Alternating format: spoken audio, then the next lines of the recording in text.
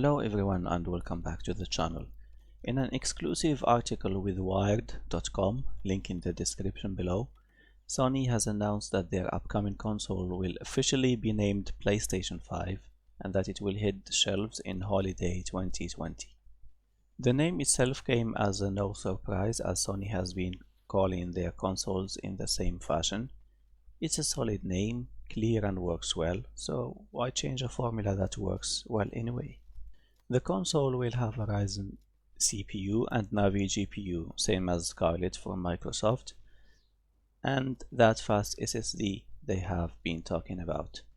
Mark Cerny says, quoting him here, "If you look at a game like Marvel's Spider-Man, there are some pieces of data duplicated 400 times on the hard drive." End of quote.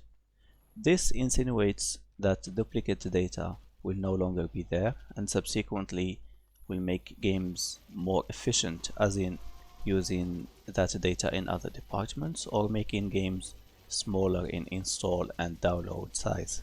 This is an interesting idea, as we have seen the same games much bigger on PlayStation 3 than on Xbox 360, for example. One such example I remember was Red Dead Redemption. Mark Cerny also claims that multiplayer games will also benefit from the SSD as well. Again, I'm quoting him here. "Multiplayer game servers will provide the console with the set of joinable activities in real time," he says. There is more info on the site and I don't want to say everything that's in there. I will just let you go to the website and read more in detail.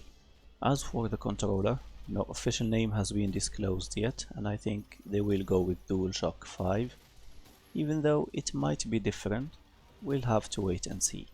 Furthermore, it will have haptic feedback and the sensitivity on the triggers will be adjusted and it will be a bit heavier, according to Wired again. Now let's talk about the biggest news in my opinion. Ray tracing will be a hardware thing rather than a software implementation. Remember that Navi GPU is in the console, and which means AMD is working on ray tracing on a hardware level. That begs the question as to what technology will be used in it. Is it going to be a Turing micro architecture? What is the level of ray tracing we will have in the next PlayStation 5? And what frame rates will we able to play the games at with ray tracing? Are all games going to be using it? I believe we can draw some solid guesswork from the market today, and while this is just speculation, I am confident that at least some of it will be valid. Ray tracing and Turing architecture is still new and not many games even today support it. That's because it's not optimal and it's hammering performance even on Nvidia's high-end GPUs. I don't think AMD can offer a revolutionary solution to that, and let's face it, they have never been the top dog in graphics department anyway. They offer affordable solutions that work fine, and just that's it. Even their Vega cards were very hot and not optimal for everyday heavy usage.